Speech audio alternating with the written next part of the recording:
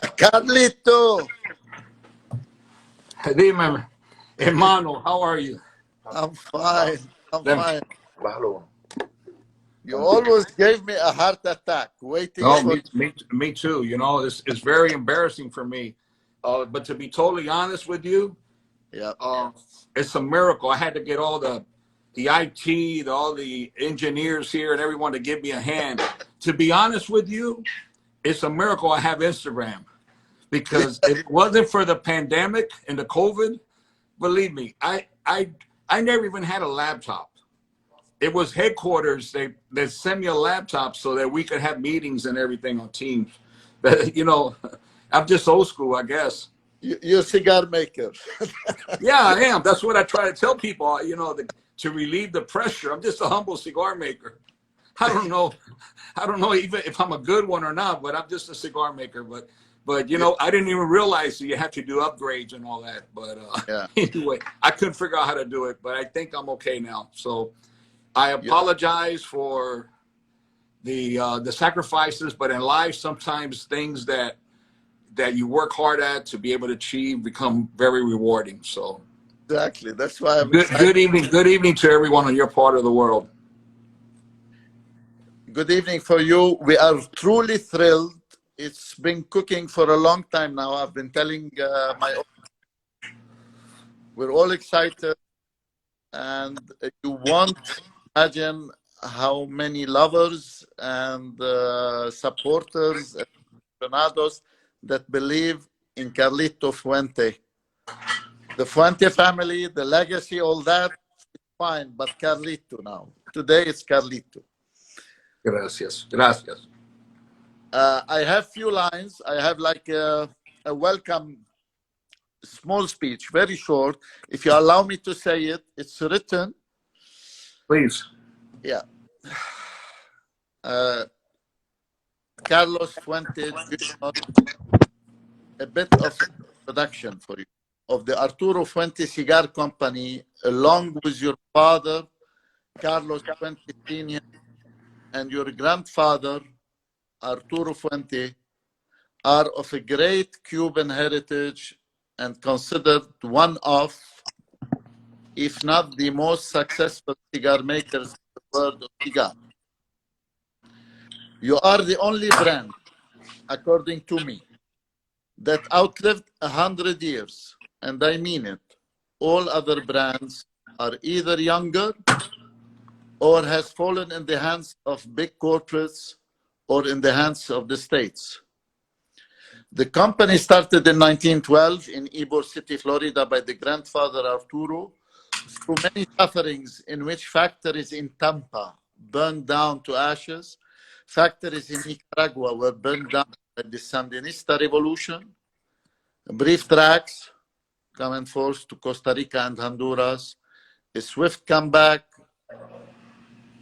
to Tampa before finally your father settled in the Dominican Republic.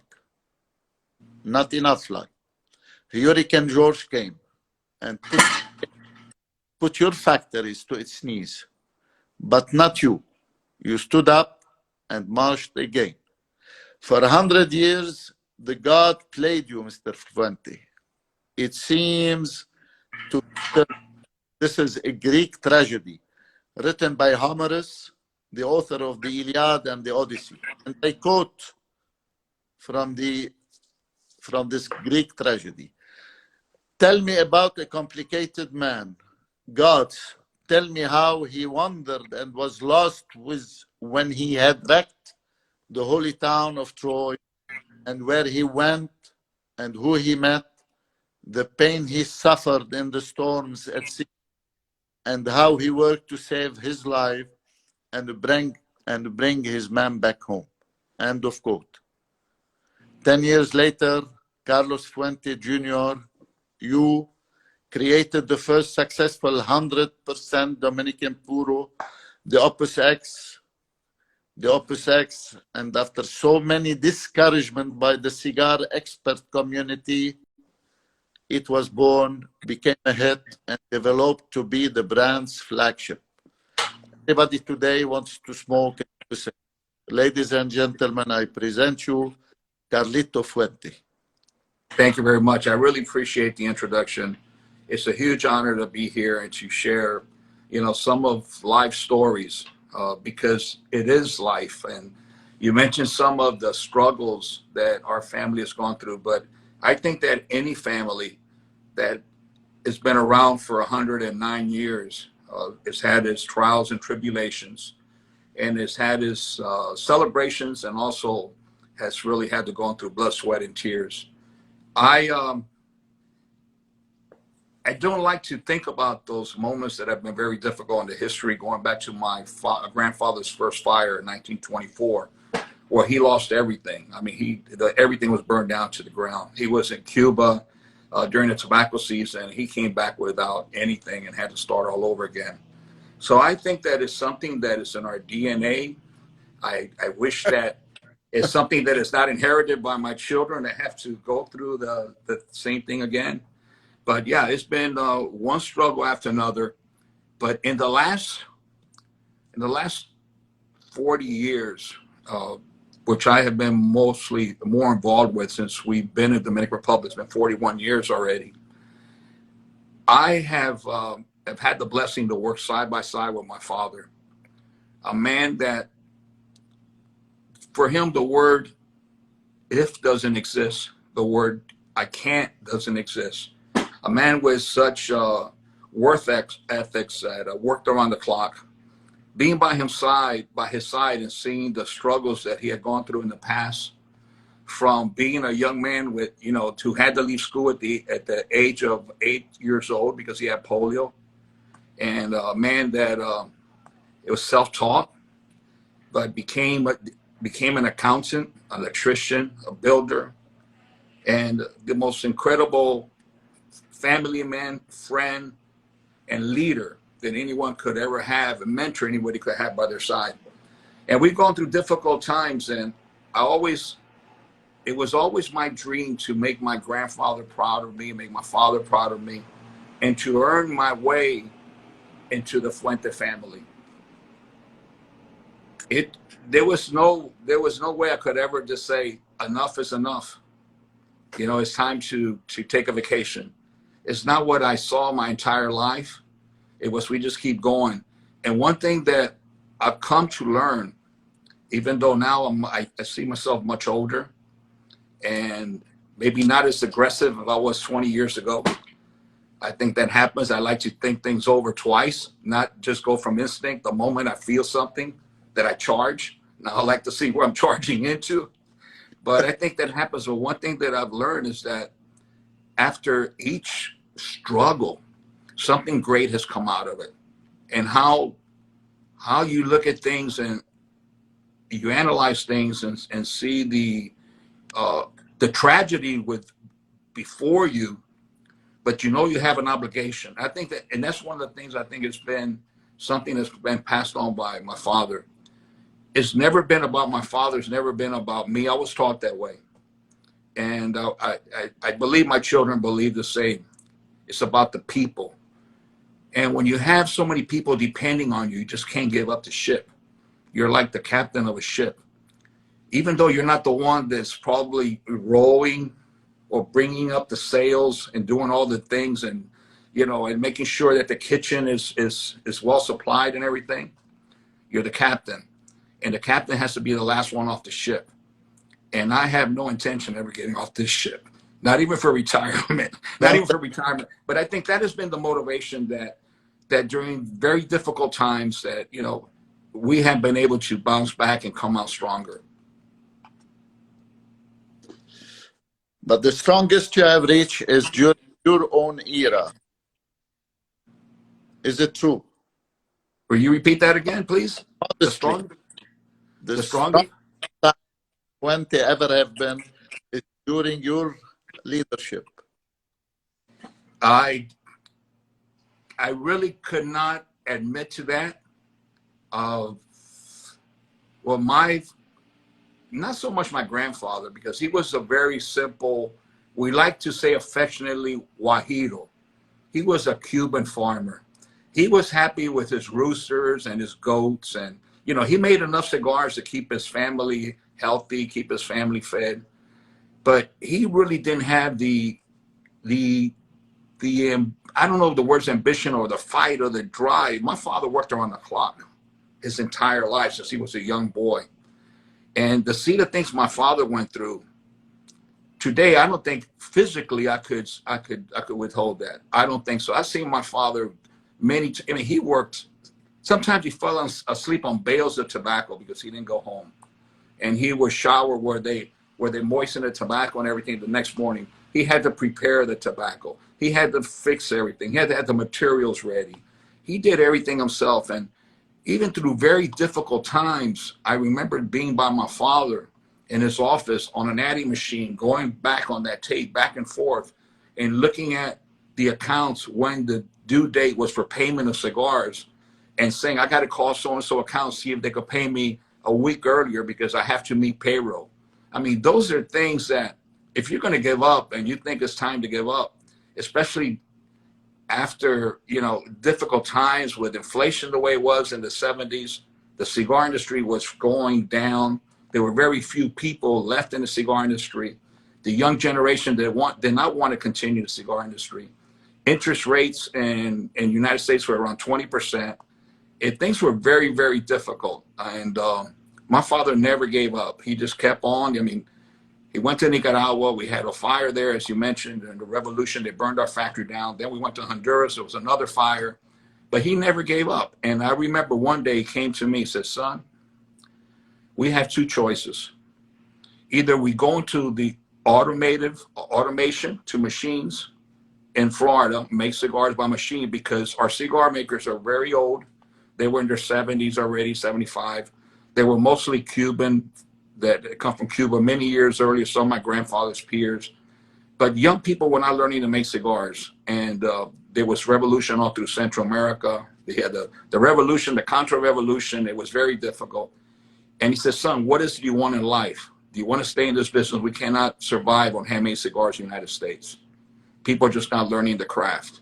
And this takes an incredible amount of people to make a great cigar. It takes such a great workforce and team that the future is not positive unless we go into machine-made cigars. And I said, Dad, I want to stay in the business. This is my life, and I'm willing to take any chance. He said, well, the only way we could survive if you agree to move out of the country. Now, for me, it was very difficult. I mean, that's a decision because I was a young man and you know, my home and everything, and had all the luxuries that I could, you know, I gave them all up, everything, gave up all the luxuries, everything I had, all the fancy automobiles, you know, to come here without a car. And I said, Dad, this is my life. I want to learn. I want to stay in the business, and this is my life. And it was my goal from a very, very young age. I made a commitment that I was going to put my grandfather's name in a prestigious pedestal, and it will be known around the world. And I say that, if you allow me to speak, because at a very young age, my grandfather, Arturo Fuente, was a very, very proud man. He was a very humble man, but very proud. And he always said, Arturo Fuente, the best cigars in the world. I was a young boy. My father was only 18 years older than me. And my grandfather was 45 years old when my father was born. So my father was working 18 hours a day. So my grandfather raised me.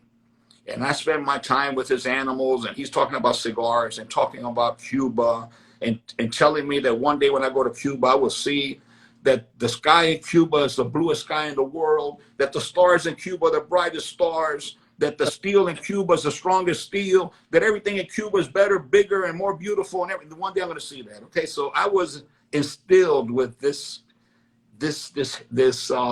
folklore, heritage, and everything with my grandfather, and I remember always Arturo Fuente, the best cigar, and everybody used to tell me, all his peers, my uncles, everything, your grandfather is the best cigar maker in the world. He knows tobacco from every farm. He is an incredible cigar maker. And I imagine he was. But when I went into high school, and later on when I was ready to graduate from high school, they had a contest in high school. And the students vote. And they vote on the best looking, the most charming, the best athlete, best athlete, and so forth. You know, I don't know if they have high school, but that's in your for your junior year, for your last year of school, they vote. And there was one that said most likely to succeed. And I go, well, I'm not going to get the best looking. I'm not going to get the best athlete. But you know, the most likely to succeed, I looked around my entire class. I go, it's me. My grandfather's Arturo Fuente. Well, moving forward, I started realizing later on, not soon after that, that nobody outside of Tampa, the Cuban community in Miami, and maybe New Jersey, New York, knew who Arturo Fuente was. Nobody knew who Arturo Fuente was.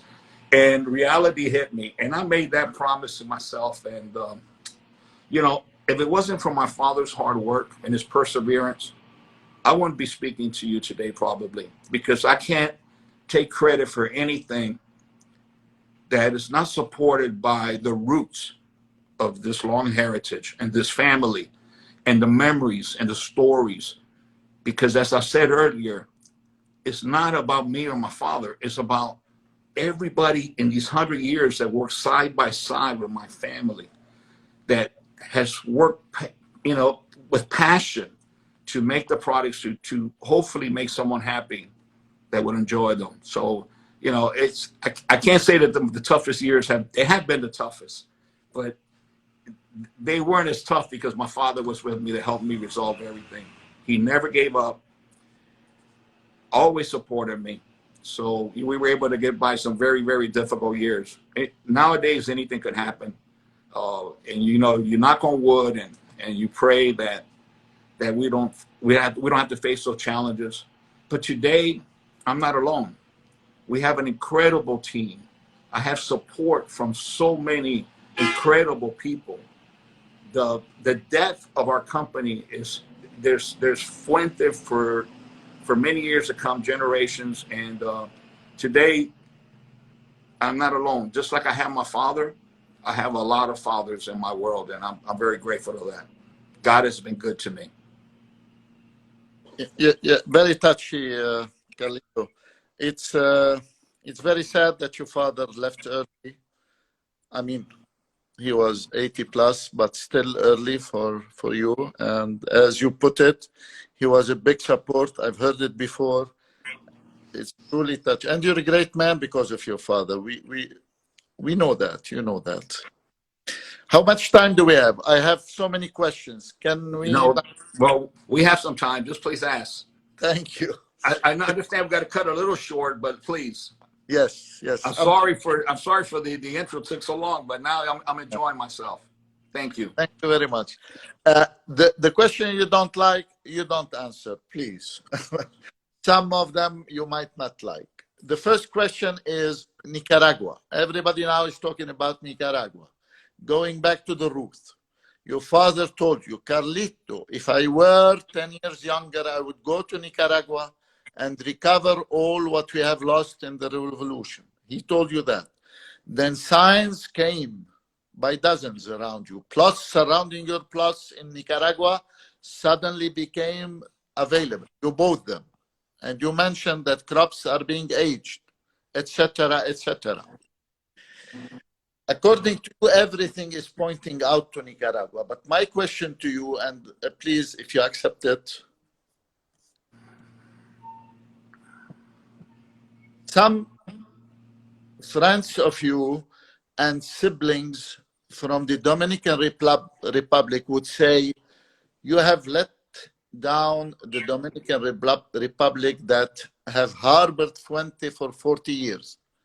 And now you are moving to Nicaragua to compete with the Dominican tobacco, asking. Some others from your Nicaraguan friends and Nicaraguan competitors would say, Carlito, didn't you have enough? Now you're coming to Nicaragua to compete with us in our own backyard. How would you answer to those two sides, if you would like? If not, we'll move to the other question.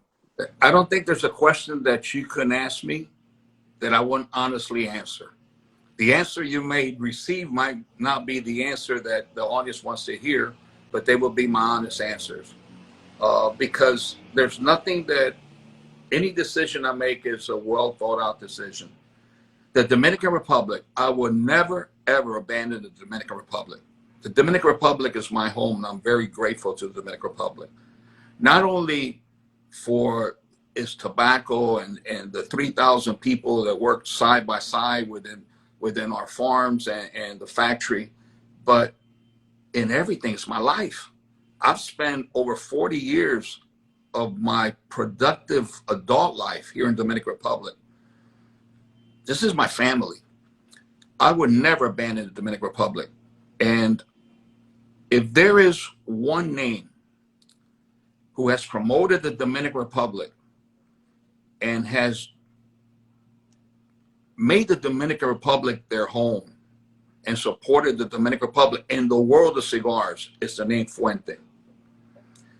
Fuente was the first time in history that a family, a father and son, were identified with the soil, were photographed with the soil. Chateau de la Fuente, birthplace of a dream. Fuente, with our partners in humans, has a foundation here with over 500 children. We support over 13 communities. This is our life. We're committed here. I would never, ever do anything that will reduce any of our activities or anything we do in the Dominican Republic. All the contrary. If you have been to visit the Dominican Republic in the last 5 years, it's going to be 5 years of my father passed, and you come now, you're going to see the company, the investment that has been made in the Dominican Republic, in our buildings, in our processes, in our farms, the state-of-the-art box company to be able to produce more boxes, because that has always been, we've always produced our boxes, but we needed more space, more high-tech equipment and so forth, because so many, we design and we make all our own boxes. And all these new releases, these fancy boxes, take a lot of time. So we've invested in the last 2 years in this building, which is state-of-the-art, to be able to make the most incredible boxes and everything to support our babies, our cigars. Nicaragua, the reason I'm going to Nicaragua is because, yes, for probably 10 years of my life, when we're doing extremely well in the Dominican Republic, and there's so much work to do and so much things to accomplish and so much needs that there's just not time for anything else.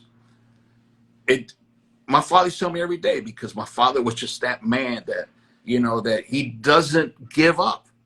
And he always, you know, as far as me going in someone else's neighborhood, I would ask everyone in Nicaragua who are there if they came into my neighborhood. Because when we were in Nicaragua in the 1970s, there was only 4 factories in Esteli. 4. Padrón, Joya, Nicaragua, that belonged to General Somoza. Okay. René Garcia Pulido, which was Carlito cigars, believe it or not. And the cigar, the factory that we were involved with Juan Francisco Bermejo and Mr. Funticiella, who were the original owners of Joya, Nicaragua with Somoza when they first developed.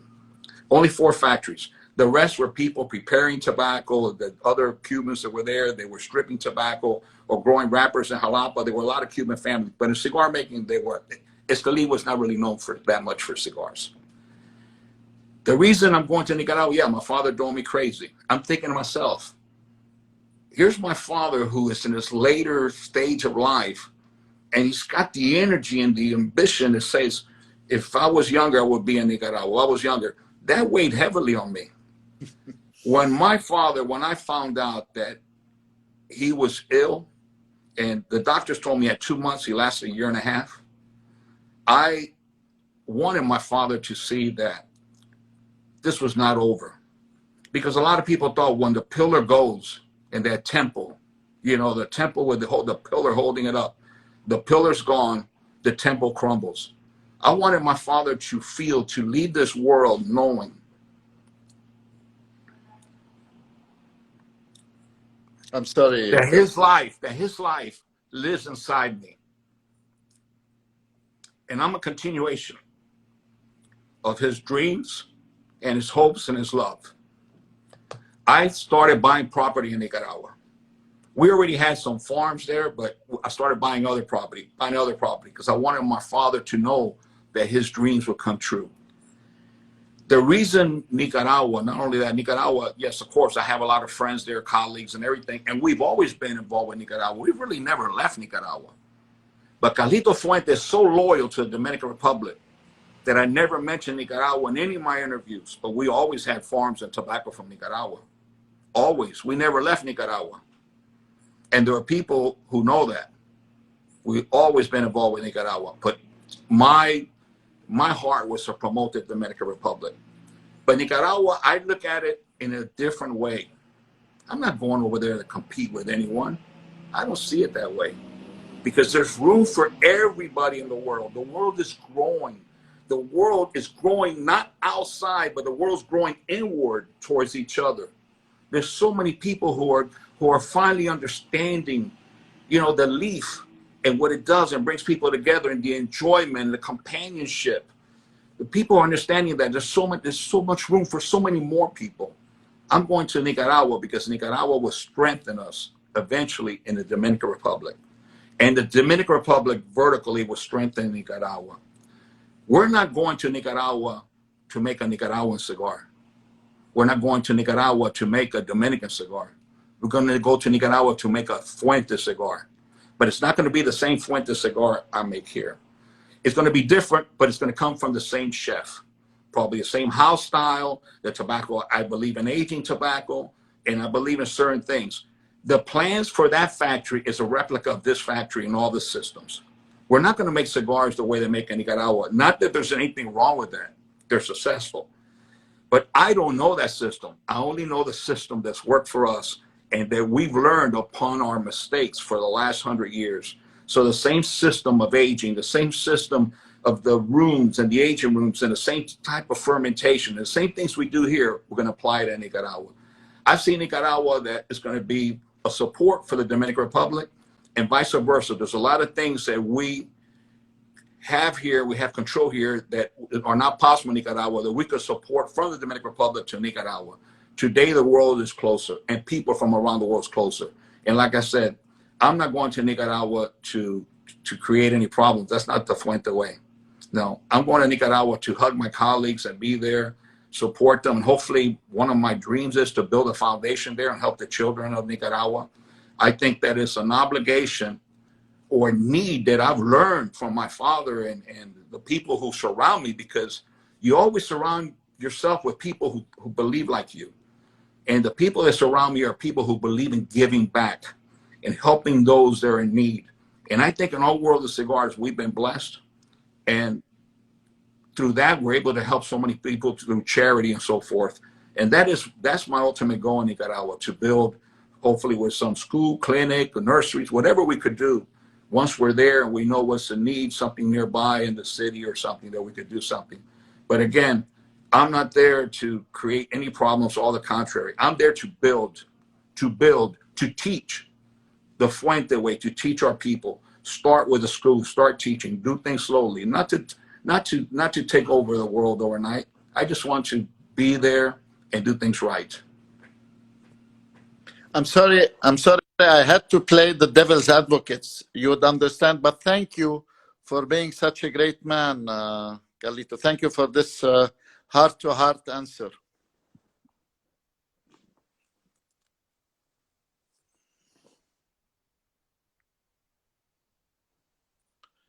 We're losing you, Carlito.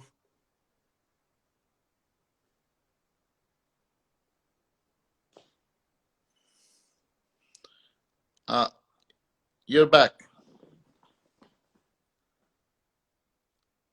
I can't hear you.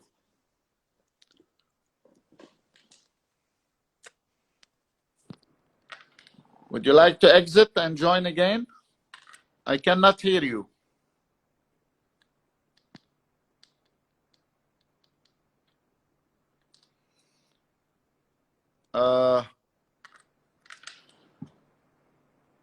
Can you hear me, gentlemen? Anybody, can you hear me?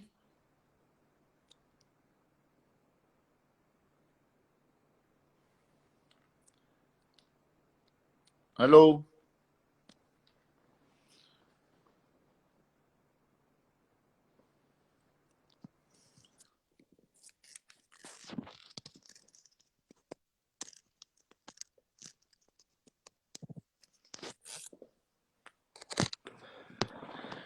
People can hear me, Carlito. Probably you have to exit and join back. Would it be possible?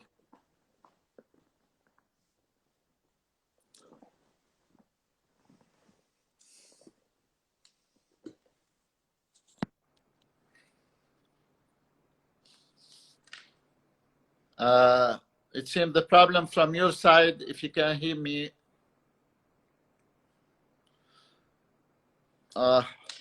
رجعنا خسرناه. خلينا نشوف إذا فينا نرجع نستعيده.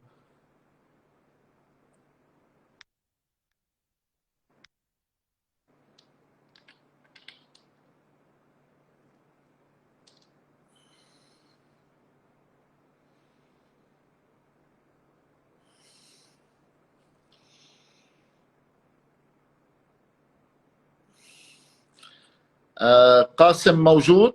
أنا بعتذر عن الجميع وبعتذر عن قاسم خوفا ما كنا نخسر كارليتو. Okay. He's back. Sorry, it just no sound. The next thing it cut off. That's what happens when you're live. That's what happens when you're live. Yeah. I have tons of questions. I will go for one more before I take my other friends who would like to entertain you with questions. I mean, another sensitive question. Remember, I'm playing the devil's advocate, so please bear with me. The question is, now that Castro has passed away, Castro Cuba, his circle of influence has dimmed, and the old cabinet are all outside. Is it possible to see FUENTE one day negotiating with the Cuban regime over Cuba again in the cigar industry? If FUENTE linea, I don't know what, call it the race, the origins, the root. Would it be possible? Is it a possibility, Carlito? Listen, in life, everything is a possibility. Cuba is my heritage. I still, I still eat. My favorite food is black beans and rice and lechocito asado and yuca and with mojito. I mean, the music that I hear is Trio Matamoro, Benny Moré. It's my heritage. It's in my friends and my life, my family. Is it a possibility? Yes. But it's not something that I've, let me go back to to the very beginning of the revolution. I remember my grandfather. Remember I told you the story about my grandfather telling me about the sky in Cuba is the bluest blue that you could ever imagine. The stars in Cuba are the biggest and the brightest. Everything in Cuba is better than any place in the world. Let me just say something else. He used to tell me about his village, Guines, right outside La Habana, where the first railroad track went. There was agriculture during the Spanish-American War. About this beautiful city and this and that, and how the roads and everything were always clean. Well, today with Google, I went to see my grandfather's town. Wow. And you know what? It looks no different than one of the neighborhoods around here from the Dominican Republic. I said, well, it's so much the same, and I said, I don't see those big roads, but of course I would love to go back one day, but I've never, since my grandfather's time, oh no, we'll be back in Cuba next year. Oh, we're going to go to Cuba next year. My grandfather passed away in 1973. He never went back to Cuba. So the energy I have, I cannot spend time thinking about what if, what when, because so many people have lost their lives with that same, their lives are gone. They're not around no more. And they're still asking that question, what if and what when? I think the day that happens, there is a possibility and there's protection for investment, or, there's so many things that have to take place. The most important thing for me are the people of Cuba. No matter where I've traveled around the world, whether it's one of my favorite places, I say it's my second home, Dubai, or whether it's China, or whether it's Russia or in Europe or anywhere, and I go to an event and there's someone there from Cuba, whether they're rolling for Habanos or making cigars or whatever. Once I hear them speak Cubano, the next thing we're hugging each other. And it's almost like I'm talking to my grandfather or my aunt or my uncles of the past. There's that identity, you know, that no matter because of whatever politics or barriers that has taken place between the United States and Cuba, there's that identity with Cuba and with the Cuban people. My biggest wish for the people of Cuba to be free and to live with freedoms and to live in dignity, and for their families to be well. And we'll take that step when the time comes. But right now, I see that very far away, if ever. I don't see any time close. Hopefully, we're both wrong. Yeah, hopefully. Would you allow me to have on board Mr. Qasim? Qasim, he's my brother and partner in Los Osos. Yes, of course. Walking this journey together for years now. And we had to kick him out, sorry for the term, because we were afraid you would... I understand. I understand. Good. Yes, of course. If you allow me, he has 2 questions. Qasim, limit your question like me. I had 10, if not more, because many friends would like to come live with you for a few minutes, say hi, and ask you 1 question. Thank you. Appreciate it. Thank you very much. So many are on the line waiting, queuing. Qasim. Hello, Qasim.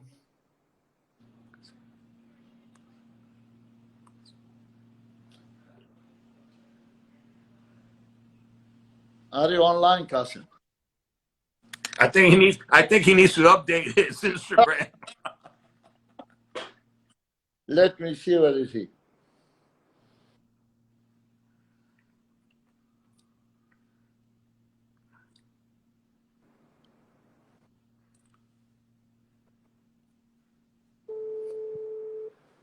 Qasim, it seems something is wrong. Maybe he got bored and decided to do something else. Never. We're all so excited to... You see, I still have that Cubano blood in me. You know, I like to joke around. If I want to make one analogy of a Cuban, view request, of one Cuban cigar maker, would be Don Jaime or Don Jaime from Partagas. Do you have any? Wait. Are you talking about my friend Jaime Partagas? No, that was back in 1850. I'm sure. No, because there is a person that he's part of one of the sommeliers that goes around as Jaime Partagas, that was on one of the programs that the sommeliers did, and I just didn't know if you're referring to the same one. Jaime Partagas, I know the name out of all the respect and everything, and someone who has been so deeply involved with studying the old world history of Cuba, more than the present history of Cuba. And I was able to meet his son, which is Ramon Cifuentes, not his son, his partner, Ramon Cifuentes. I didn't know Jaime Partagas, but I did know Ramon Cifuentes. And one of the most knowledgeable, giving tobacco men that I've ever met, as far as that, the education that he passed on to the people who worked around him. And of course, that's one of the big names. And, you know, even in the world after the revolution, when you talk about Ramon Cifuentes, his contributions to the Dominican Republic, to Jamaica, especially Dominican Republic, where he spent most of his time, was his beloved Partagas brand. And the knowledge that he passed on to so many people who are around today, who are great tobacco men and women, who learned from Ramon Cifuentes, from the Partagas company. But as far as Jaime Partagas, that was before my time. But I know the name. Is unable to join. Again, Qasim Shmaysini is unable to join.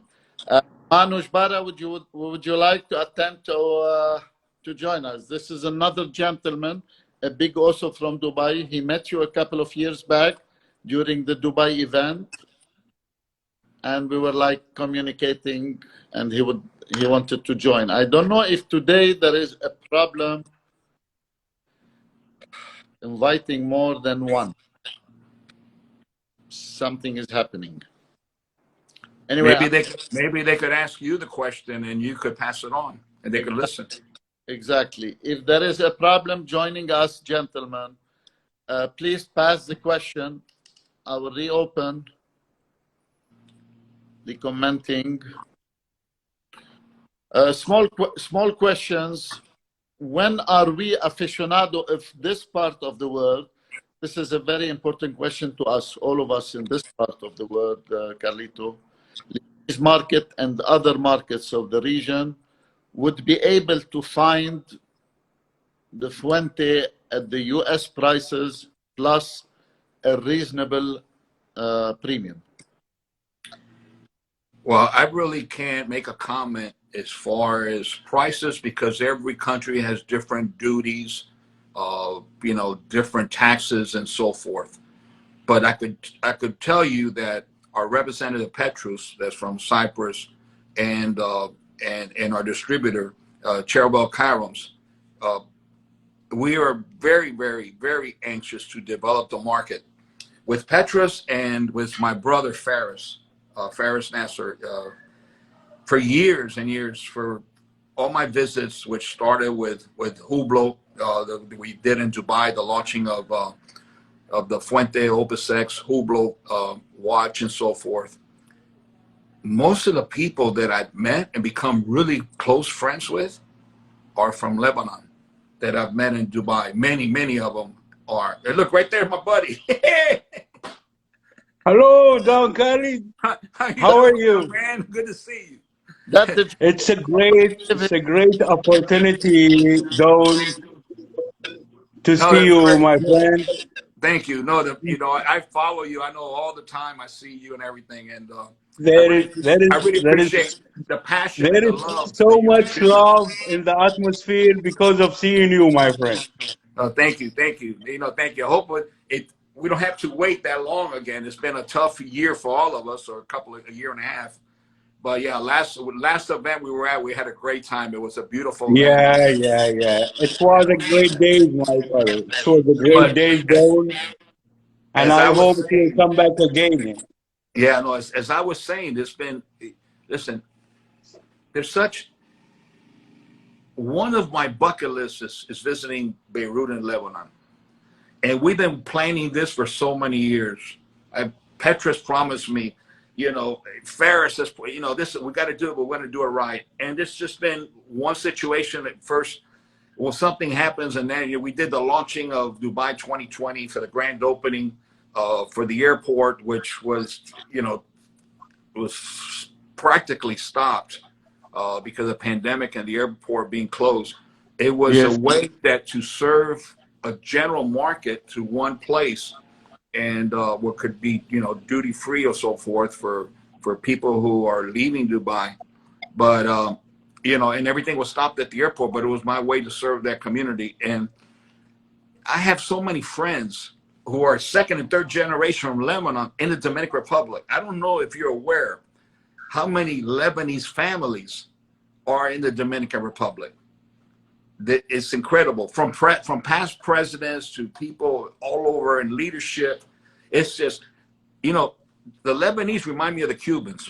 Cuba is a small island, but everywhere you go in the world, you see Cubans. Instead of, 7 million that they claimed there were at that time, 6 million. You wonder if there were 60 million. And that's also with the Lebanese. Everywhere you go in the world, and they're beautiful people. And some of the most beautiful ladies I've ever seen, some of my friends on Facebook are from Lebanon. That's correct. I have ulterior motives to want to go to Lebanon. And not only that, I hear it's just an incredible place to enjoy cigars and have a great time in a beautiful city. So that is my wish. My wish is, yes, is to develop that market and to be able to do more. That's why we have invested so much here in the Dominican Republic, to be able to expand and do things right. So much so that we made a cigar that was regional for the area. And we don't do that for anyone. But my relationship with all the friends, with all the people I met over the years, like I said earlier, it's like my second home. And my bucket list is to go to Beirut, to meet so many wonderful people, those who tell me so much about their home in Lebanon, but have not been able to go to one of the events in Dubai or so forth. I know that there's just so many places, so many clubs, and so many people, like Jadubed, that it's a personality, and to be able to go to the lounges there. I hear so many nice lounges, and I see a lot of beautiful photos. So hopefully after this year, I'll be able to go. I already got my second vaccine. Good. That's good. And that means that I'm ready to hug and kiss, because that's We will just hug you. You are our vaccine, You are our vaccine. You don't need to have vaccine, man. I know. Yeah, but you're a young man. I'm a high risk. I'm a senior citizen. You're still a young man. I wish you all the best, my friend. We have before, we are thinking when we see you, we will have a question. But when we see you live or when we see you in the social media, we have a lack of info, man. We cannot talk. I forgot all the questions. I just like to listen to you. I'm enjoying God of Fire, Carlito from Beautiful. 2007, enjoying the smoke.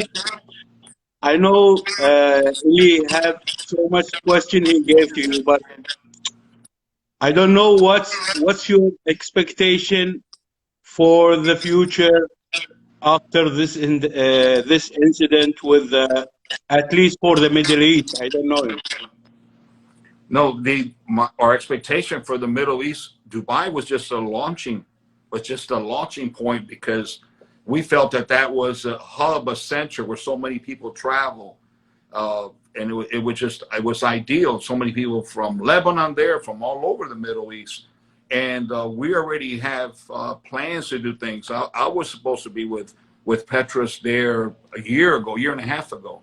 And that was always our plan, and something's always happened. There's always been some interruption or some of the situations that have taken place that I was advised, let's just wait, it's not the right time. But my intention to go there and to meet a lot of new best friends and to hug the people and the same thing and get to know people, because I've said many times, and I got to continue to say it, it's not about cigars, it's about people. I don't intend to sell a lot of cigars anywhere. My only wish and my hopes and what I demand is that wherever our cigars are at, they're treated with dignity and respect. And to me, it's very important to know the people who are enjoying our cigars, to become their friends, because these are like my babies. Even though they're all a little different and everything, they come out of our kitchen. And sometimes I hate to even release them from the aging rooms. And I get criticized by a lot of people. What are you doing? We got to move the cigars. And I said, just let them sit there. I know they're there in case but my wish is to be able to, just like we were able to do in Dubai, is to go to Lebanon, go to Beirut, go to Cyprus, and go to different places in the Middle East, and to build that relationship, that friendship, because again, it's not about cigars, it's about people. And I want to know that who are the ones that are enjoying our cigars. And I want them to know that I care, that I really care. Every single cigar that leaves this factory, I care. If it performs, if it doesn't meet someone's expectation, I care. And I want to have that relationship with everyone, that they could reach out to me and let me know, because I'm not doing this for myself. I'm doing it to share and to be able to interact with those that love the product. And I want to learn about them and learn about their culture and learn about their food and learn about their stories and learn about their lives and continue to enjoy every second of life and the people. Wow, I like that. I like that.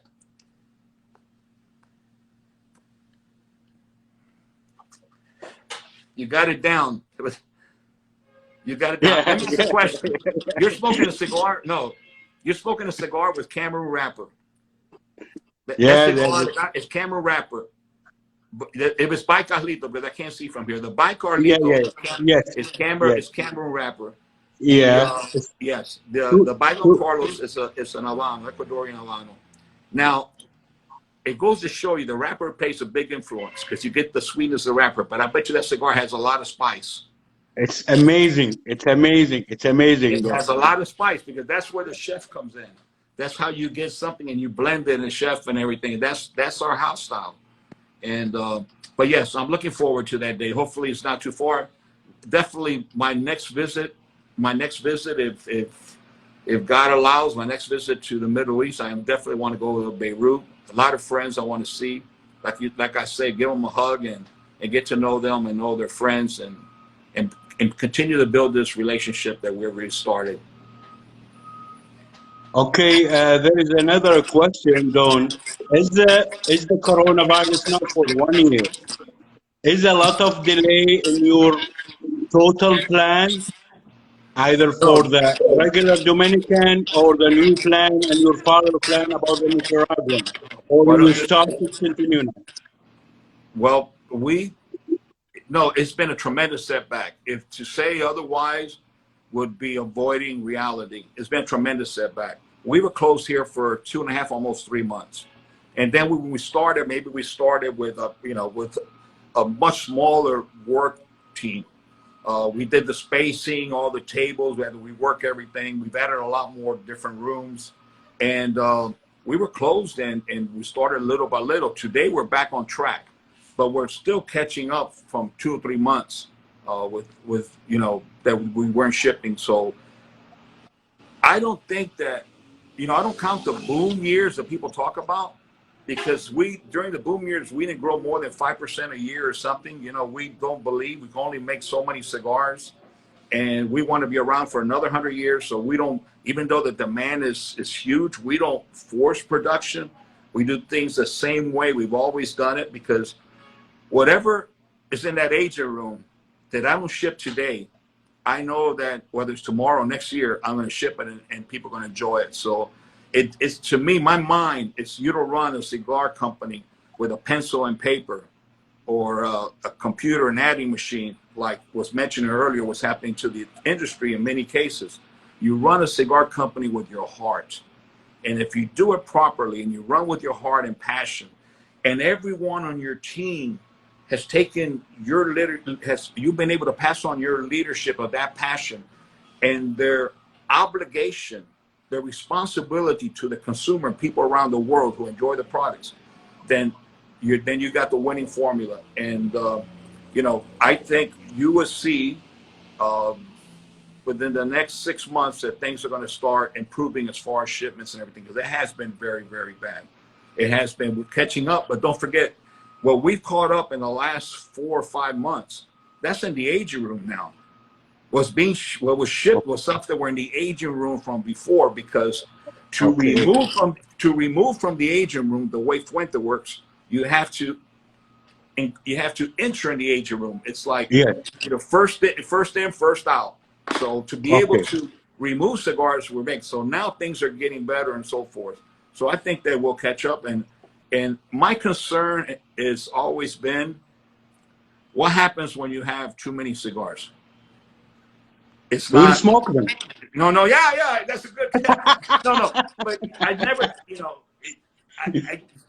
making the cigars is not something that of course today there's tremendous pressure for tobacco land, for tobacco. There's a lot of pressure. There's a lot of demand.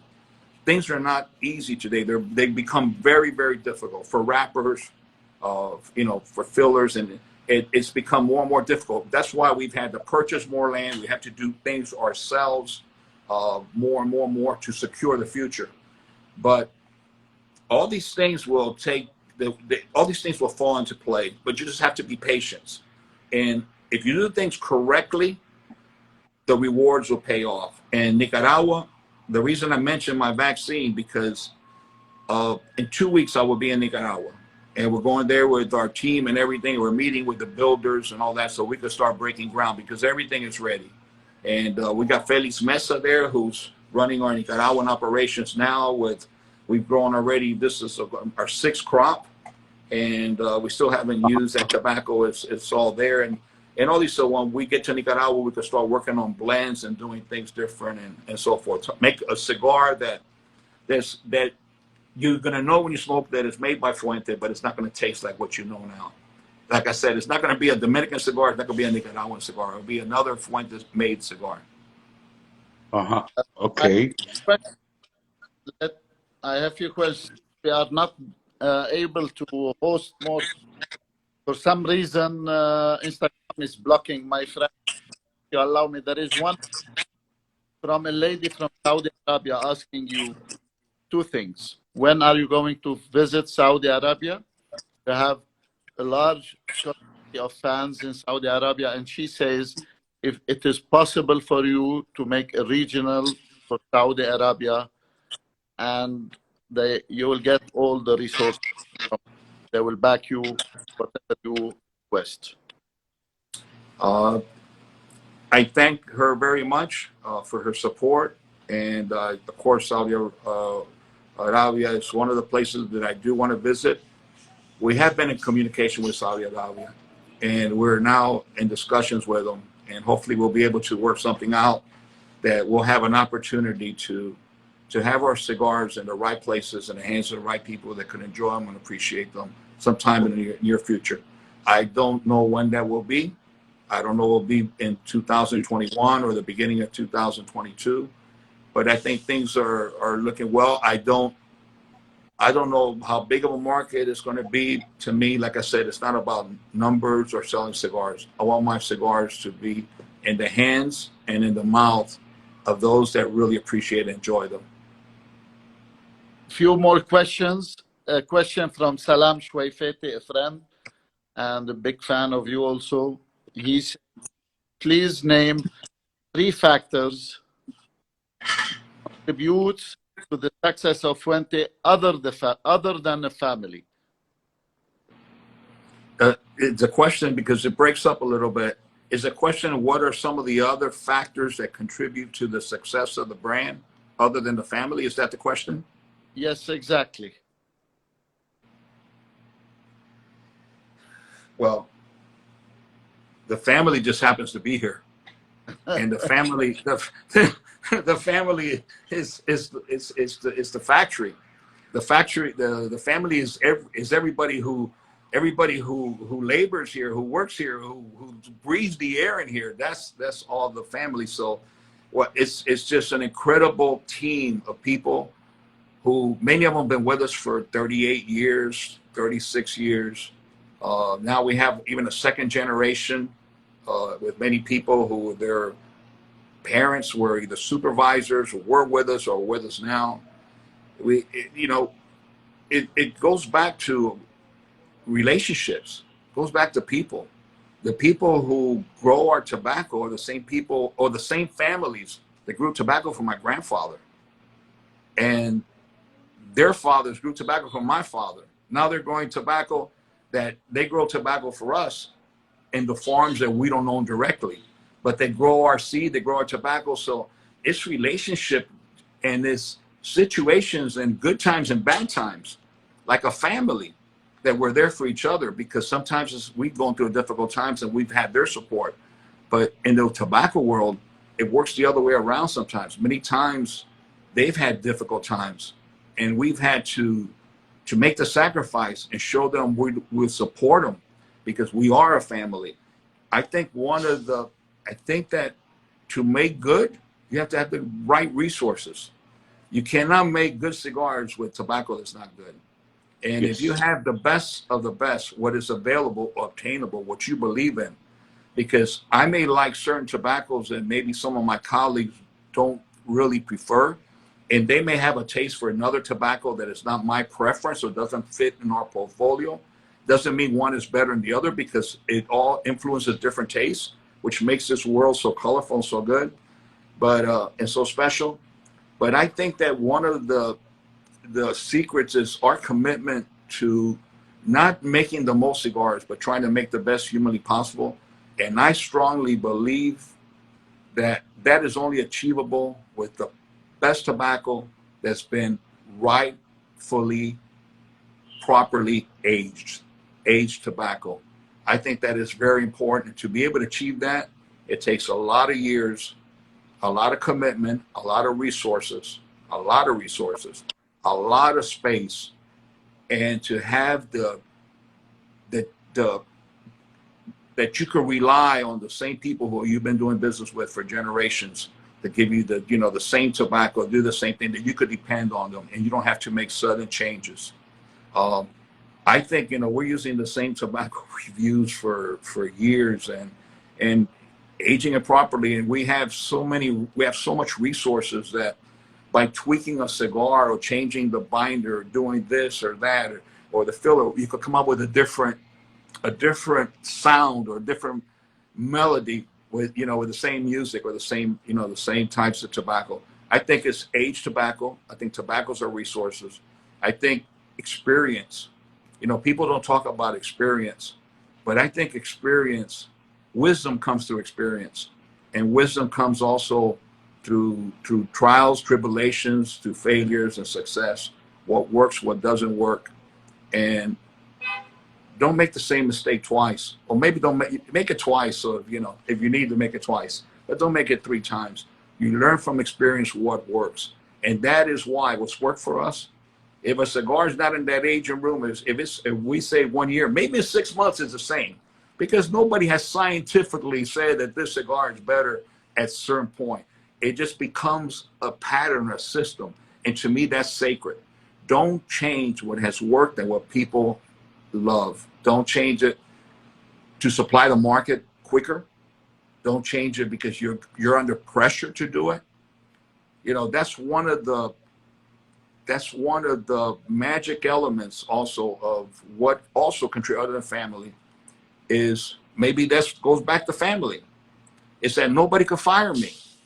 I don't have a chief executive officer or a big corporate headquarters where people are looking at how much inventory I have, how much I'm paying on insurance for that inventory, how many cigars I have in the aging room when people are asking for them, why do I keep aging them, or why I have to cut corners, or why I have to get this tobacco when it's $5 a pound cheaper instead of this tobacco. Why am I using only the top part of the leaf and throwing away the rest of the wrapper towards the bottom? You know, why am I doing that when I could use that for a second cigar that raises the cost tremendously? I don't, you know, they've given up at trying to explain to me what I should do, because I'm going to do what I want to do and what I know has been right for my father, for us, for so many decades, and I don't intend to change. As long as I'm here breathing, and I'm trying to teach my children the same thing, because they're buying everybody. Listen, don't change. If you can make it better, make it better. There's always room to improve. And that's one thing about Fuente. We are always trying to find how to improve. And there are things that we continue to do. As you learn and as you achieve something, I have never gotten a cigar. To give you an example, I said, wow, this is a perfect cigar. I'm always, oh, this, maybe, you know, it's got the body, it's got the strength, it's delicious, sweet, but maybe I think it's a perfect cigar for me, but it's not a perfect cigar for someone else. Maybe it's too heavy for someone else, but for me, maybe it's the mood. So I'm never completely satisfied. And that has kept my mind open to what we need to do, or what we can do to go fine tuning. When you achieve a goal, you open a door, and you realize once that door is open, you see there's another door further down. You work towards that door, you open that door, and once you're going to find out there's another door. There's always a way to improve, and we do the best we can. If anything, the most important thing I think in our company is the human element. Because when you work with so many people, and that each one has a very influential and intricate part on the total outcome of the product, it's very important that everyone, just like a great orchestra, that everybody's fine-tuned and everybody's working together with the same goals. Everybody's motivated in the same way. Everyone feels the passion. It's always been my dream, and one thing I think that we've accomplished, and we keep working at it, is that when I want everybody, when they walk through these doors every morning, they're not coming into their place of work. I want them to feel they're coming home. And if you ever walk in this building and you see this factory, you're going to see it is a home. It represents everything of my entire family and all the people we love. And every place I've been, it's all represented here in art and different things. This is not a cigar factory. We make great cigars here, but this is a home for the people within the factory. 2 more questions. Amen. And maybe I would One of the questions is the collaboration with Padron in Nicaragua. And another question by Paul Bitar. Would we expect one day Carlito to put his experience in a book like Zeno da Vinci? 1988? Well, you know, first you asked the question of Padron. I'm smoking one now. I'm enjoying a cigar that, and I always worry. I keep smoking it because I say, man, you know, this is a big responsibility because I'm making a cigar not for Jorge Padron or for Padron cigar lovers, or I'm not making a cigar for the Padron. I'm making a cigar for Jose Orlando Padron, for Jorge's father, who was to me somebody who I admired and who had a great relationship with my father. Really good. Even though we were two, you know, they go back to Miami, you know, in the 60s when the Padrones first started. That was our biggest market also. So they were friendly competitors because they were always competing for the Cuban market in Miami and so forth. And then in Nicaragua, being together as we spent time with Orlando Padron and you know, at the Chico Hotel, he used to go play dominoes, and of course we knew very few people there, so my father spent a lot of time with him. But there's that mutual respect. But more than the mutual respect, there's so many similarities in the values, in the teachings from Jose Orlando Padron to his children, from my father to his children. And there's so many similarities and so forth. You know, I don't know how the idea came out, but it was spontaneous. And because of a relationship, it came out that I'm making a cigar that if Mr. Padron was to be in front of me right now and I was going to give him a cigar made by me for him, this is a cigar that I'm blended thinking that he would enjoy. My expectation for that, if he were in front of me, is that he would smoke the cigar. He wouldn't say anything. Proud man. Just like he was. And then probably, when you know, he knows I'm waiting for something. He will go, it's not bad. And that means that the cigar was great. Okay. The best. But then Jorge is doing the same thing for us. But I mean, this is a great responsibility. So when this comes out, it's going to be right. It's got to be right. You know, the cigars are just being aged, and we'll see what happens when the right time is. Because I'm not in a hurry for this project to be released. I think that it has to be released at the right moment when people are actually congregating in a special event, because it's a big tribute to two men that are very important to our family's lives. And so that's as far as the Padron. The second question was? A book. Yeah, I wish you didn't remember the question. No. Good. No, I think of myself a lot. I'm 66. And to many people that could be young, but I'm probably one of the last living persons of my generation, or one of the only of my generation who was around in the 60s and 70s that knew a lot of these great masters, who even worked with many of these great tobacco families in the old days in Honduras and Nicaragua. I was a young boy. I was like a computer with no information, a blank slate, hungry with a hard drive with nothing in there, just hungry to learn. And I've been around so many great people. I've seen so many things that, you know, I wanted my father to write his story so bad. And I was after him. My father was not a shy man, but he was a very reserved man. And you know, we never got to that point. But I think the only one living today who was by my father's side that knows those stories and all those anecdotes and all the things of family and the humor and the trials and tribulations that is living, I think it's me. And I would like to do that. I just don't know if I have the patience or the time, because there's so many people I would like to pay tribute to and just share so many things about the world of cigars and life, and that everything is not always colorful and perfect, that life is full of surprises. Life is full of wonderful moments and difficult moments. And I think if anything that I would like to share in a book is how never to give up, how learning those lessons, never give up, follow your dreams, do what you feel in your heart, just keep fight for your dreams. That the dreams do come true if you believe hard enough and you work hard enough and you're honorable and you have integrity and you use your integrity and your honor. Never give up. Honestly, I will tell you, Carlito, if there is something we learn from the Fuente family, that crisis will make you stronger. This is a message. It came to me exactly, and maybe so many people. Crisis make you stronger, and you are a real example for this situation.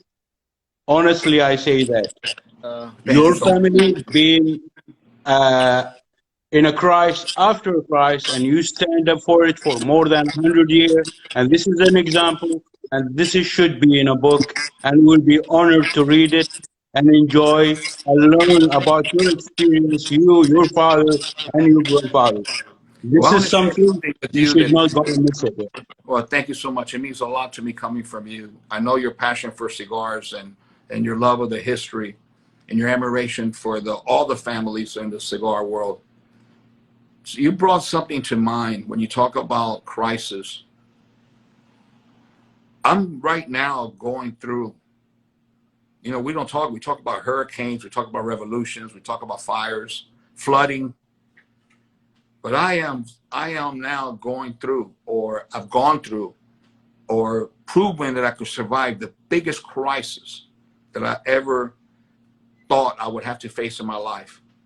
And that is life after Papa, life after Dad, life after my father.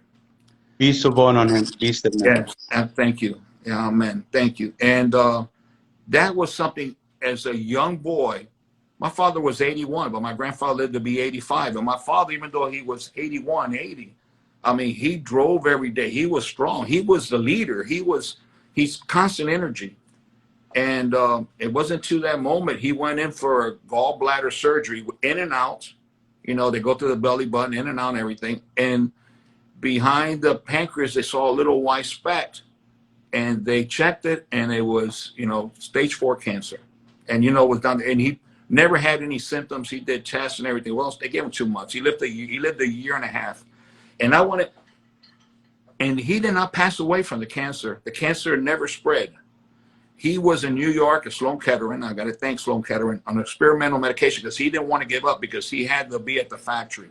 And even from the hospital, after doing chemo and radiation, all the things they did in experimental, he was calling the factory. He had his inventory. He had all his paperwork, every bill that was used every day, what the production was every single day, what was being shipped. I mean, he had control into, his last moment.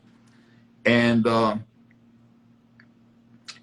never expected, because he was strong and he lived to be 81. I thought he'd be around forever. But as a young man, I thought my father would live to be 90. And so did he, because he always said, listen, whatever you do, don't celebrate my 90th birthday. He would tell my sister Cynthia and all the family this. Wait till my 91. And the reason is because all the great cigar makers live to be 90. And they celebrate their 90th birthday. And then, they go slow. I mean, talking about Coleman, Frank Yanesa, all the Stanford Newman, and just on and on. The Oliva, they're all in their 90s. Yeah, no, and Angel Oliva, the old man Oliva, the iron from Oliva Tobacco, and all these great people living to their 90s. So my father said, never celebrate my 90th birthday, celebrate my 91. But as a young boy, the greatest fear, the terror of my life was someday that my father would not be there. I didn't expect that day to come. And this is the biggest crisis. And when everybody expected the world to fall apart, that gave me the inner strength, the craziness, okay?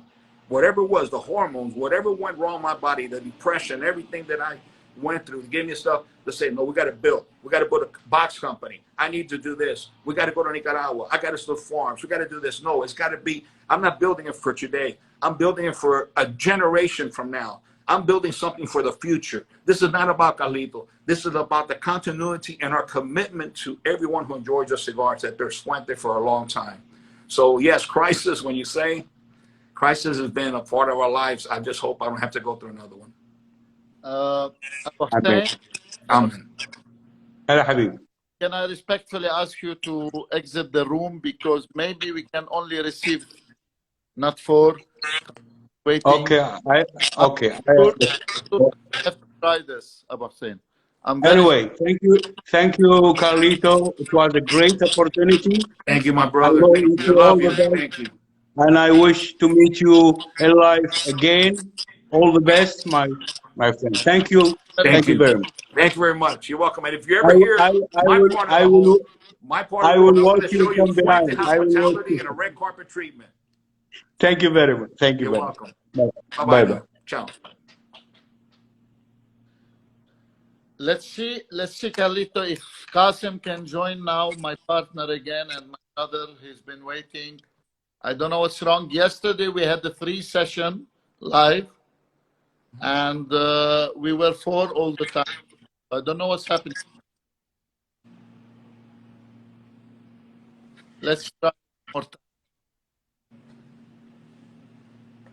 Meanwhile, may I throw a small question? If Fuente worked with Daniel Marshall, we haven't seen Fuente working with Edgar. Why? That's an easy answer. That's a good question, an easy answer. Daniel Marshall is one of my oldest friends that I've known the longest in the cigar industry in the United States.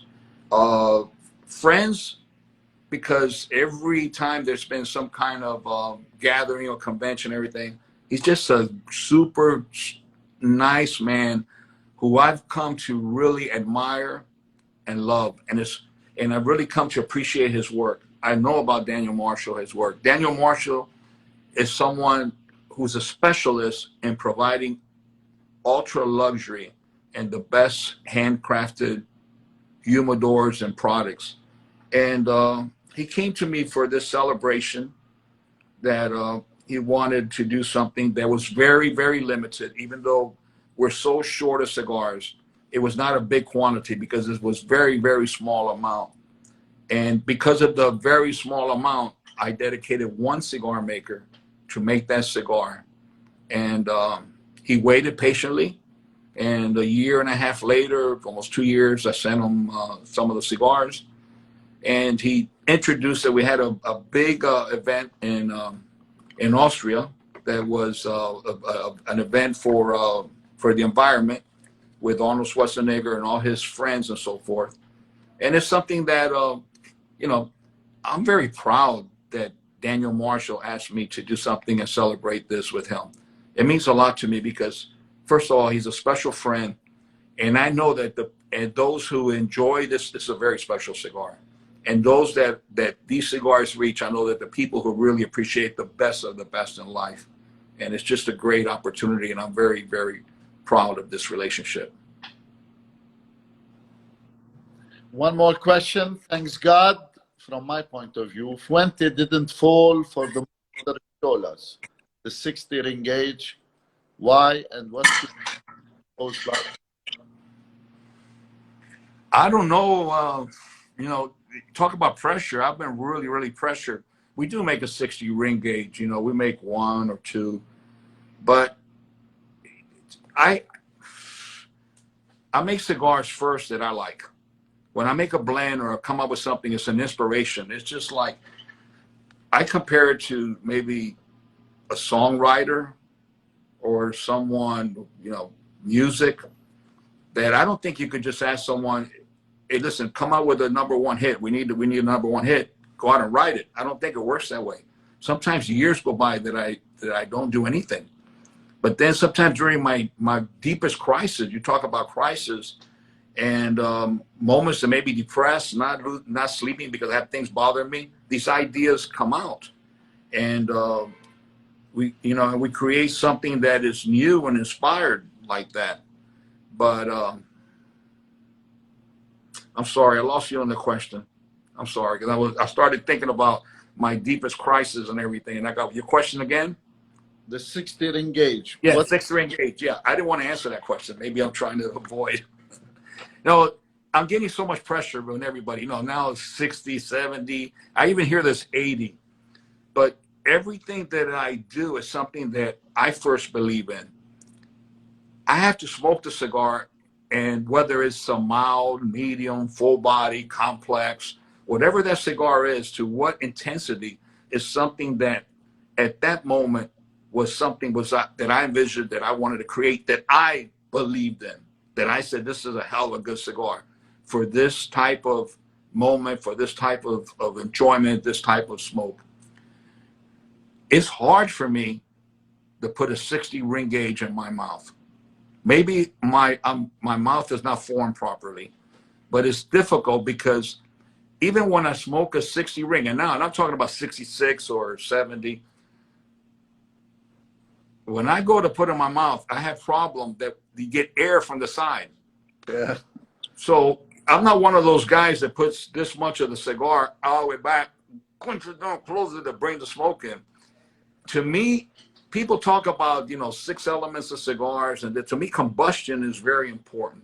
And for you if a cigar doesn't burn, or you don't get the right combustion, or you don't have the right compression and draw, it's going to affect the taste. 60 ring gauge, I'm getting used to it. I could get away with it. But 66, 68, I've said before, and I don't want to get in trouble or anything. If I'm going to get stretch marks on my lips from forcing it to get on something big, I know what I want it to be around. You know, I don't want to say it because I've said it many times. I know what I want it to be around. And it's not one of those, it's just not, I'm not saying that I won't do that because I know there's a demand for it that I won't do. I'm not convinced yet. I'm just not convinced. We do make very big ring gauge cigars, like stuff that we do for charity and things like that at one-offs. We have one, the Man Eater and the Big B. But the head is big. It's big. It's probably like an 80 something, but the head is tapered. So what goes in your mouth is about a 58. It's tapered, because to me that's very, very important. How you're able to form the suction to be able to enjoy the tobaccos and for the combustion to be proper, the smoking length. All that has a big influence on cigars, and I take all that into consideration. All the little things when I'm making a cigar. I don't know how much time we have. I have one question that's very close to your heart. You announced once, I'm not an educator, I'm not a social worker, I am a humble cigar maker, and yet you have many good deeds when it comes to helping people. Tell us what it means to you. To me, that's the most important thing I could do in my life, is to be able to help others, educate, or whatever I could do through my world of cigars, because that's all I have is my world of cigars. And when we first started developing Chateau de la Fuente, it was an area that was isolated. There was no running water, no electricity, no roads, literally no schools, maybe just a small classroom where 12 or 18 people would fit without any lights. And they were in there from the age of 6 to 16, just a few people, a couple hours. And as we started developing Chateau de la Fuente, children started coming up to the gates of the farm in the very beginning, before it's what it is today. And they would be asking for work or begging for money or anything that you could hand down to them. And within short time, the parents started pressuring us for us to give them work. And although it was common in the rural areas and the farm areas at that time, it was something that to me was immoral, and I just couldn't give these children work. Why aren't they in school? The parents would explain to us that there were no schools nearby. There was no transportation. There was no roads. But they had to work so they could eat that day. They used to tell, in the Dominican Republic, they say echar dia. They have to work that day. Whatever they get paid, this is what they could buy, something, vegetables, whatever it is, to eat. So a lot of children in the community were either in mischief, creating problems, or hanging around, or they were doing things they shouldn't do, or maybe they were working in some mechanic shop, oil. I don't know, but most of them, what they were doing, they would go up to the hills and they would cut wood, little trees, little wood, so they could cook that day. That's what the only source of cook. We know what that is, deforestation. Wow. And what they cut, they don't cut the bigger trees because, of course, that's difficult. They cut the smaller ones that don't give the trees a chance to grow. So these visitors will start coming to the farm, and these children will come, and they were all beautiful with smiles. They had no clothes, some of them, no shoes, dirty and full, you know, they hadn't bathed, but they had smiles and they were friendly.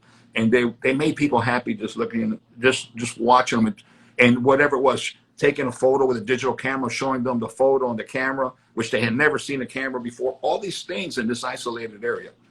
And with the Newman family, which is our partners in the United States and our distribution partners, we decided to build a small classroom, basic classroom to teach basic arithmetic and basic, you know, reading and writing, which is very simple, maybe to the 6th grade. That turned into a 23-acre project that has everything from a health center to amphitheater to a sports stadium, volleyball, basketball. It has from preschool all the way to high school. Today it has a technical school that's teaching nursing and technical good work skills. And we're just about this year to launch the Academy of Arts. This is a project that in the middle of nowhere is turned into an oasis. These homes that were in that area that were put together with old rusted tin and some of the ruins of past election signs that they would put up and palm fronds and so forth and dirt roads. Today you see the community, the homes made of brick painted with gardens. I mean, you see people taking pride in the community. That foundation serves 13 communities that don't have any opportunity around the Chateau de la Fuente area. It educates 500 children a year that are in school. Plus it gives them their breakfast, lunch, and probably their best meal, not for some, sadly, their only meal of the day. We have the highest internet system available in the country, where now they're interacting with other countries and other things and special classes and everything. The children graduate speaking 3 languages. 90% have moved on to universities. We have professionals today. We have teachers. We have even doctors, architects, and entrepreneurs who started their own companies. But what's amazing is that they don't move to New York or to Holland or to Punta Cana to work in tourism and everything. They come back to the community to help build their community. It is the philosophy of giving back. We teach the children, we're giving an opportunity out of love from so many people who love cigars around the world, who have visited the foundation. But you have a responsibility to get back to your community. And over all these visits, over many, many times, people ask me, Carlito, but how is it possible? How were you able to accomplish this? This has never been seen in the Dominican Republic. And the only thing I could say is that what you mentioned, I don't know. I'm not a social worker. I'm not an educator. I'm a humble cigar maker. I believe that this is the work of God. This is so powerful. We went to a place where people said it was impossible to grow wrappers successfully. All our colleagues, they all said it was impossible.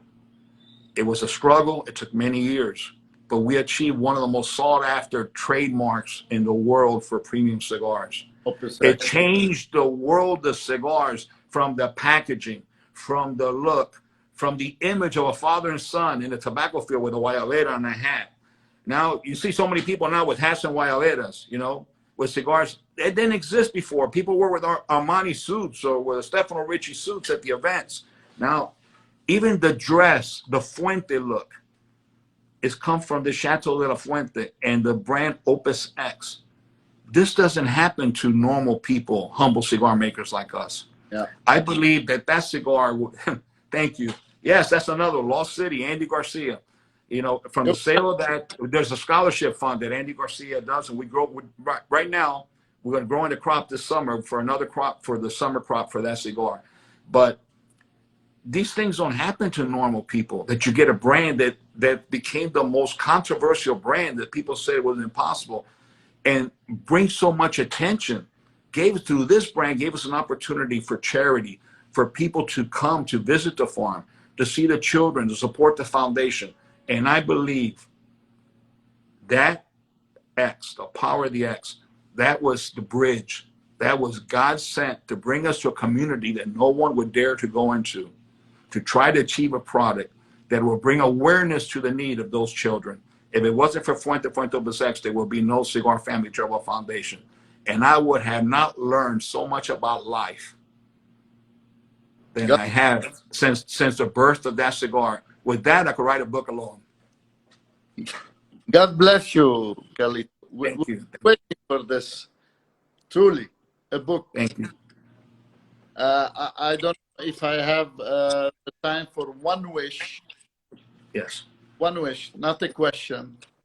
Sometime in the near future, maybe not next year, in 5 years, in 10 years, you pick up the phone, you call Los Osos, Qasim and myself, you tell us, come to the domain. I have a cigar for you, a small one, something like Petit Pirate or short Panatella, whatever you do proper, with band of Fuente under it, Los Osos. I don't know if this is a big dream from me, but I wish one day friendship will lead us there. Remember what I always said, dreams come true. Just, but the door's always open for you, your friends, and everyone on this program. One of the things that we've done is, my life is meaningless unless I'm able to share it with everyone. And I look forward to the day that I can show you Fuente Hospitality, open our doors to you, open my arms, receive everyone with a big hug, see the factory, enjoy cigars, and enjoy cigars, enjoy good food, enjoy good conversation, laugh, maybe cry together, because I'm a crier. I get emotional sometimes, and especially when I'm around people that we just open up. So I'm looking for that day. There's a lot to see here. I love to share the foundation with you. I love to share Chateau de Fuente, the Hemingway House. It's a storybook. It looks like it's a movie set. It's surreal. It's just something so spectacular. And it's meaningless unless I'm able to share it with each and every one of you. So I thank you for the opportunity. I thank you for your questions. I thank you for your support and interest in our family. And I really am very grateful for this opportunity. To all my friends in Lebanon, Beirut, and all over the Middle East, I send each and every one of you my love, and looking forward to another day for part 2 of these conversations. Thank you. Big thank you, Carlito. Thank you for being with us tonight. Thank you enough. Everybody, thanks you. All our audience, the 100 plus, we love you. Thank you. We love you too. God bless you all. Be well. And I'll see you soon next time. And like my dear friend Jeremiah Maralfo says, if you don't do it with passion, don't do it at all. You have all the passion of the world. Gracias, mano. Be well. My love to everybody. Take care now. Bye-bye. Bye-bye now. Ciao. Bye, sir. Bye-bye.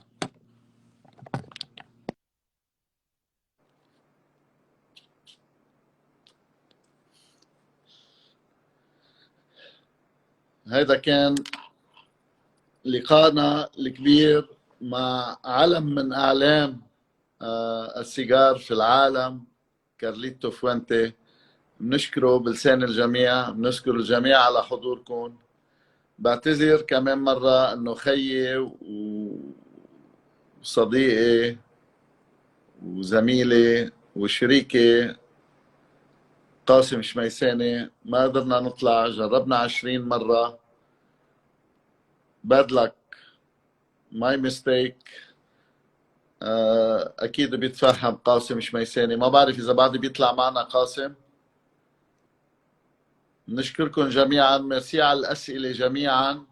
كنت مضطر ببعض الاحيان اني وقف الكومنتس لنقدر نشوف كارليتو. يعطيكم العافيه جميعا، صراحه الف شكر. اذا حدا بحب يعلق على الموضوع، اذا قاسم شميساني موجود ممكن يعمل جوين. بدك تجرب تعمل جوين حاج؟ شو؟ بتجرب تعمل جوين هلا؟ لا خلص ما بعرف انا شو بعمل جوين خلص. والله اسف يا حاج. I can't be more sorry. كنت عم ببعث لك كثير انفيتيشن، ما بعرف اذا كانوا عم يوصلوا لك.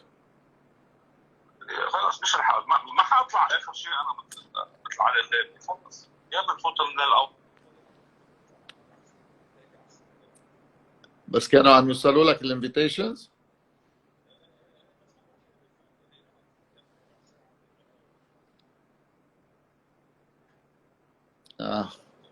ماي باد. خلص معوضين. تيك كير. بنعتذر جميعا كمان من الاخ مانو، من الاخ فادي، من الاخ رولان، من الاخ جورج جبرسي. الكل كان حابب يشارك، بس